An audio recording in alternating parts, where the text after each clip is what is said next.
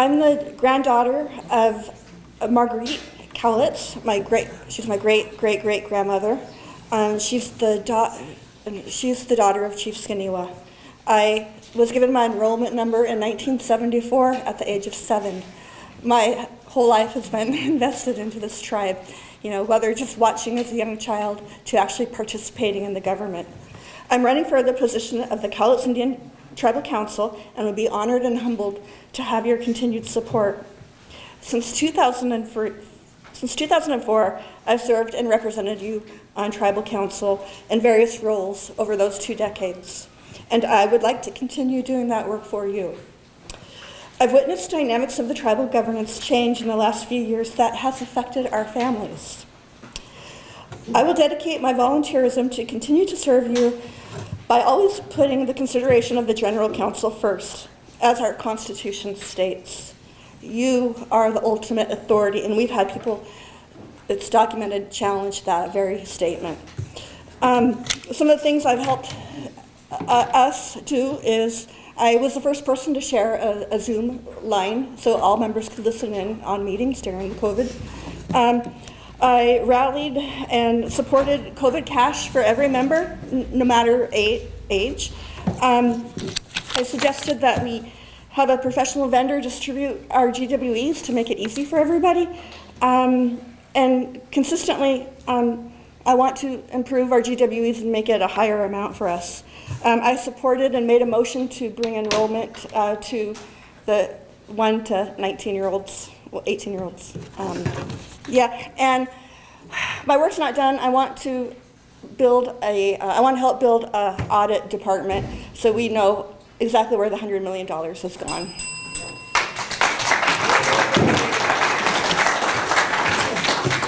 I'm going to agree with everyone else's challenges because there's so many challenges, but I'm going to point and focus on one challenge we are facing right now. And these are facts. We have an unelected General Council chairwoman who is also a CEO.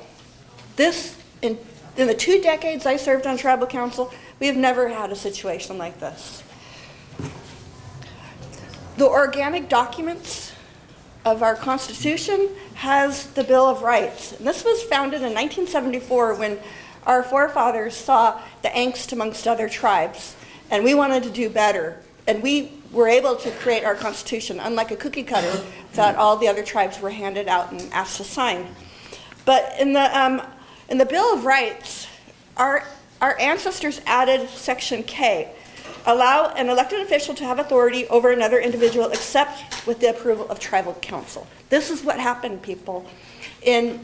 Just days after Dave died, a vote of a Tribal Council and a majority, I voted no, gave the position of CEO to our current unelected General Council chairwoman.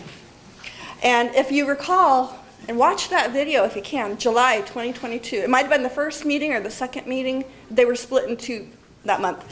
But you can watch our General Council Vice Chair fumbling around trying to get a majority vote to implement Section K to justify having Patty as CEO, because Cassie and I and Whitney called it out. Do we want to bend our Bill of Rights for this person? And the attorney jumped in the conversation and said, applied consent. So the vote to waive this Tribal Council authority to give our unelected General Council chair authority over others wasn't necessarily taken because they had already done it when they gave her that title and that pay as CEO, and that's our biggest challenge right now.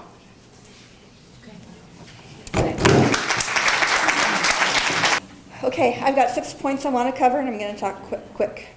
Within the 3 years, number 1, we need to fire the CEO position.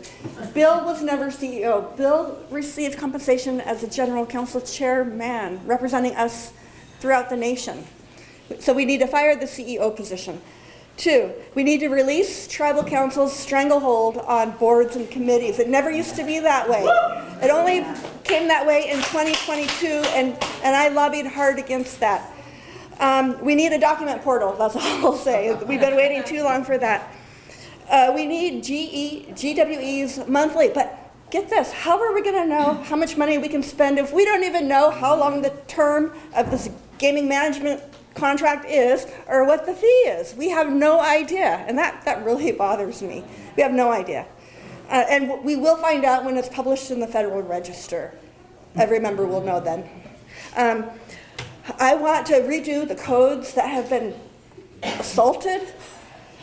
Tribal code number 3, 5, 17, 22, 28, 29, 31 by an ad hoc code committee who's made up of 3 tribal council people. Come on.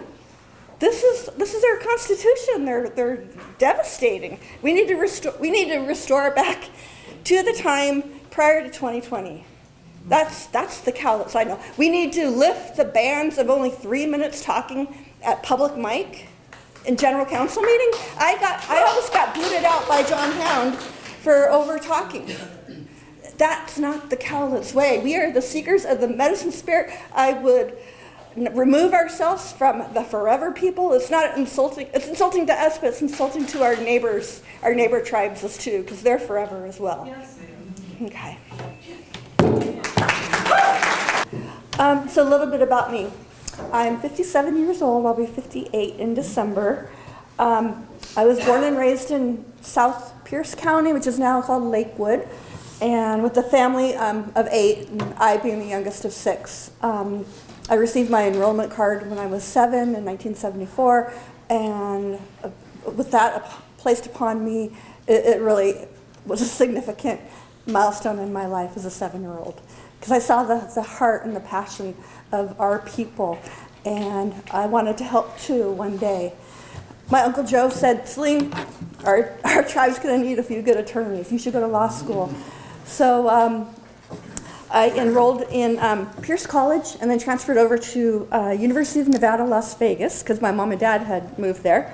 And I earned a BA in communications with an emphasis in public relations from University of Nevada, Las Vegas in 1995. But then things changed. In 2004, you elected me for 6 terms, 19 years, as a tribal council representative to be your voice. And that was the most humbling moment. So I felt like I needed, that was a big shoes and important job. So with my own money, I put myself through a master's program called a Master's in Public and Tribal Administration at the Evergreen State College. And I enrolled 2 months after I was elected in 2004, and I graduated in 2006. Bill Ayala appointed me as appointed me as a gaming commissioner.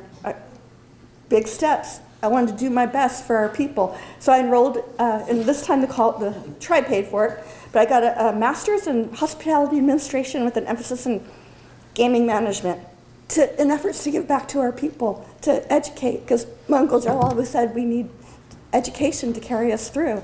And that's what I've done. I've dedicated my adult life fighting for the best interest of all Cowlitz members. If you believe we can do better as a tribe in serving our members, please vote for me.